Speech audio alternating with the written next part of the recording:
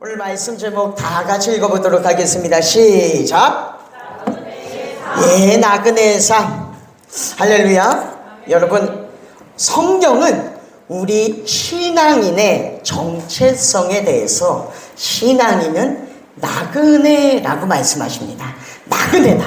너희는 나그네다. 여기에는 두 가지 의미가 있는데요. 여러분, 첫 번째는 말 그대로 우리가 다 아시는 것처럼 영원한 세계에 비하면 이 땅에서의 삶은 너무나도 짧다. 잠시 왔다 가는 것이다. 그리고 두 번째 의미는요, 정말 중요한 포인트인데 그렇기 때문에 우리 다 같이 읽어보겠습니다. 시작. 예, 구속하지 않는 삶, 통제하지 않는 삶을 살아갑니다. 이 구속하지 않는 삶을 설명을 드리면요, 제가 이전에 이제 박지수 사모님하고 오현창 목사님, 진미 사모님한테 초청을 받아서 필리핀에 간 적이 있었습니다. 지역에 있는 그 대학교의 기숙사에서 머물게 됐어요. 숙소를 잡아주셨고 2층이 숙소고 이제 1층이 로비예요. 근데 그래서 이 로비에 딱 들어섰는데 저녁이었거든요. 벽에 뭐가 까뭇까뭇한 게 빼곡히 붙어 있어요. 막 뭐가 붙어 있어서 보니까 그게 다 도마뱀이에요. 도마뱀. 한 7cm 정도 되는 도마뱀이 아주 50cm 간격, 30cm 간격으로 따다다다다다 아주 벽을 도매를 하고 있어요. 말 그대로. 그리고 숙소까지 갔는데 다행히 여기 목사님 사모님께서 그 숙소 안에 도마뱀을 다 어떻게 처치를 해주셨더라고요. 그리고 이제 안에 보니까 또 아침에 먹으라고 뭐 시리얼도 해주시고 토스트도 갖다 놔주시고 과일도 갖다 놔주시고 그랬어요. 근데 재밌는 거는 이 도마뱀들이 되게 웃긴 게 뭐냐면요, 안에 먹을 게 있잖아요. 그래서 얘들이 현관문을 알아요. 현관문을 알아서 잠깐 문을 열면 그 사이에 기다리고 있다가 후다다다다닥 들어오는 거예요. 얘들이 들어와서 그 잠깐 사이에 다다다다 들어와요. 그러다 보면은 밤에 자려고 누워 있잖아요. 그러면은 천장에 도마뱀이 한 3마리는 항상 있어요. 3마리는. 그러면은 이제 잠들 때까지 하는 생각이, 쟤들이 혹시라도 떨어지면 어쩌나, 떨어지면 어쩌나. 절대 떨어지진 않는데요. 한 번도 떨어지는 것도 못 봤어요. 근데 마음에 혹시라도 쟤네들이 떨어지면 어쩌나, 떨어지면 어쩌나.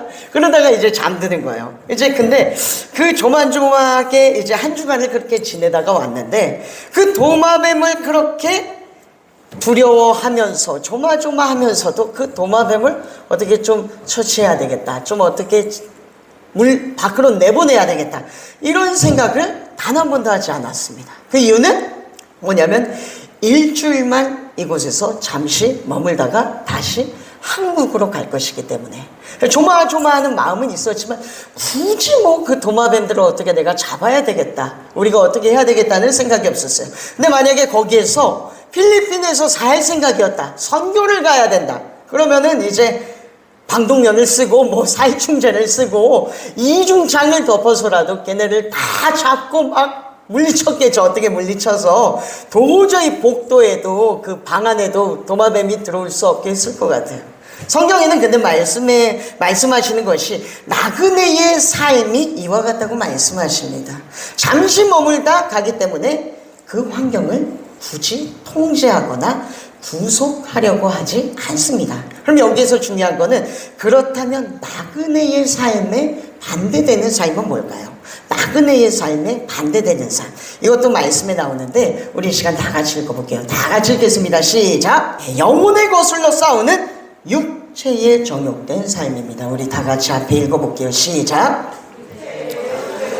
육체의 정욕대로 사는 삶. 여기에서 말하는 육체의 정욕은 성욕이나 인간의 기본 욕구를 말하는 것은 아닙니다. 여기에서 육체의 정욕은 나그네의 삶, 잠시 머물기 때문에 환경을 구속하거나 통제하지 않는 삶에 반대되는 삶, 즉 끊임없이 통제하고 주변 환경을 구속하려고 하는 삶입니다. 앞에 보시면요, 바벨탑이 있어요. 처음 쌓을 때 그 목적이 뭐냐면, 이 바벨탑이 그 탑에 올라가서 노아의 홍수 때와 같은 신발을 면하겠다는 것입니다. 그래서 하늘의 닿게까지 탑을 쌓아서 다시 한번 하나님의 심판이 온다 할지라도 저기에 올라가서 살아남겠다. 인간의 정욕대로 모든 것을 통제하려고 하는 것입니다. 욕망인 동시에 죄악이에요. 하나님의 뜻이 아닙니다. 근데 우리 안에도 그 죄성이 여전히 남아있어요. 끊임없이 무언가를 구속시키고 통제하려는 욕망이 있습니다. 당장 우리의 삶에서 주변에 찾아볼게요. 대표적으로 우리의 자녀 문제 다 공감하실 거예요. 적어도 내 자녀만은 내 말을 듣고 내 뜻대로 살아야 한다. 내 뜻대로 움직여야 된다. 여러분 스카이캐슬이라는 드라마 보셨죠? 내 자녀는 내 뜻대로 움직여야 한다. 내 뜻대로 안 움직이면 혼도 내고 화도 내고 심하면은 물리적인 힘도 행사하고 내 자녀는 내 뜻대로 움직여야 된다. 또 적어도 우리 집은 내 통제 안에 머물러야 한다. 내 생각대로 나의 남편은 이렇게 해야 되고 내 자녀는 저렇게 해야 되고 남편은 아내는 또 요렇게 해줘야 되고 만약 내 뜻대로 이게 되지 않는다면은 내 뜻대로 돌아가지 않는다면 화도 내고 싸우기도 하고 나중에는 갈라서기도 합니다. 내 뜻대로 되지 않았을 때. 그래서 보면은 대다수의 가정에서의 싸움의 원인이 영적 전쟁인 경우도 분명히 있어요. 하지만 대다수의 싸움은 내 육체의 정욕을 이기지 못해서 일어나는 싸움이 대다수입니다.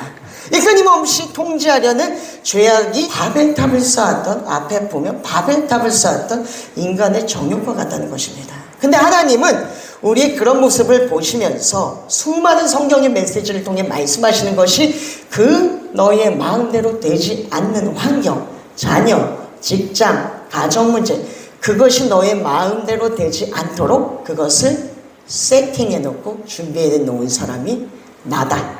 하나님이다. 이렇게 말씀을 하십니다. 그 목적이 무엇이냐? 따라하겠습니다. 환경의 변화가 아닌 나의 변화.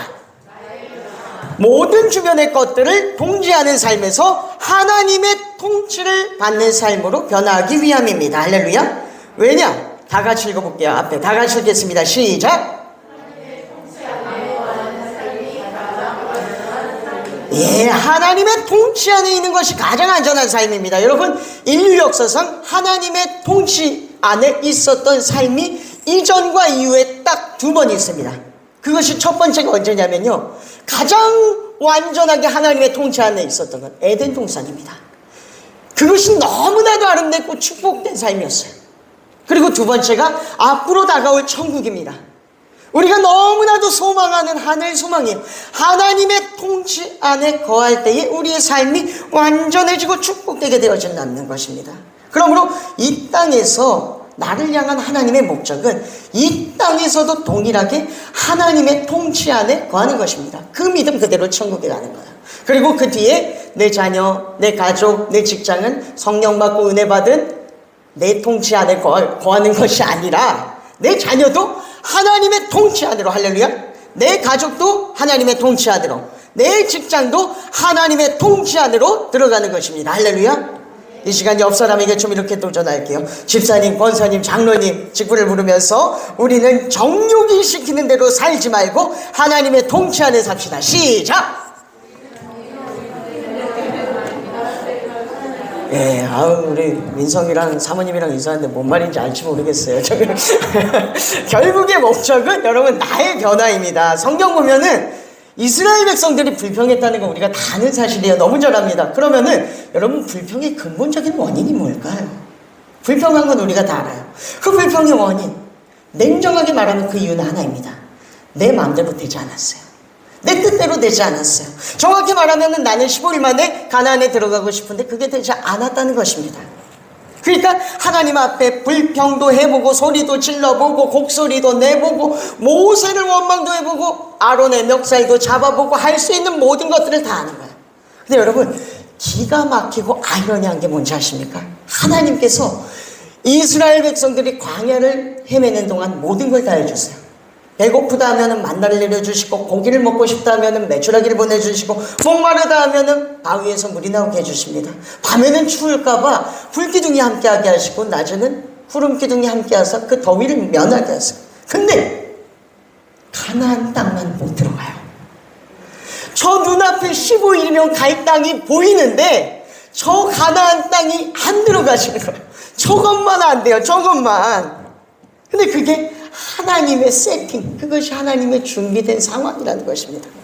저것이 너가 변화된 다음에야 들어갈 수 있는 것이다. 오늘 민희슬 집사님이 기도해 주신 것처럼 나부터 변화돼요. 내가 변화될 때 들어갈 수 있는 것입니다.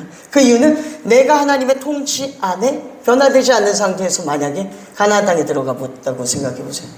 그 가나안 땅의 향락과 문화와 문물과 정욕된 그들의 삶과 하나님의 통치 안에 없다면 그것은 죄로 받게 되잖아요. 동일하게 바벨탑을 짓는 것밖에 되지 않는다는 것입니다. 하나님의 통치 안에 있을 때에 하나님이 비로소 그걸 허락하세요. 여러분, 그래서 이스라엘이 근본적으로 불평한 이유는, 입술의 불평은 사실 겉으로 드러난 현상일 뿐이고 본질적인 문제는 스스로가 주권자가 되어 환경을 다스리고 통제하려고 했던 그 죄성입니다. 근데 그게 안 돼서 주변 환경과 상황이 내 마음대로 되지 않는 거니까, 그러니까 불평이 쏟아져 나왔던 거예요. 애굽에 있을 때는요, 여러분, 바로는 어떻게, 이건 통제가 불가능한 사람이에요. 바로는 아주 완강한 사람입니다. 그러니까 하나님 앞에 이 이스라엘 백성들이 다 맡겨버립니다. 하나님의 통치 안으로 들어가요. 그대로 들어가서 하나님 앞에만 있습니다. 근데 이제 탈출하고 나니까, 벗어나 보니까 성경대로라면은 그 15일은 사실 할 수 있을 것 같은 거예요. 쉬워 보이는 거예요. 그냥 가면 되니까. 그러니까 이제 그때부터는 자신들의 힘으로 해나가기 시작해요. 하나님의 통치에서 벗어나서 자신들이 상황을 통치하고 움직이려고 하기 시작합니다.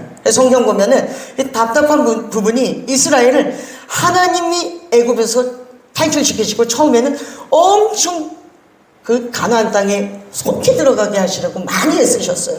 여호와께서 성경에 말씀하시기를 여호와께서 백성에게 명하여 이르시되 가나안 땅으로 올라가라 이렇게 말씀하십니다. 근데 거기에다 대고 이스라엘 백성들이 하는 말이, 하나님 잠시만요, 저기 한번 정탐꾼을 보내보고 좀 분위기가 어떤지 상황 좀 파악하고 그 다음에 갈게요. 그 정탐꾼들이 갔다 오자 하나님이 또 말씀하십니다. 여호와께서 백성에게 이르시되 가나안 땅으로 올라가라 또 말씀하세요. 그러니까 하는 말이 뭔지 아십니까?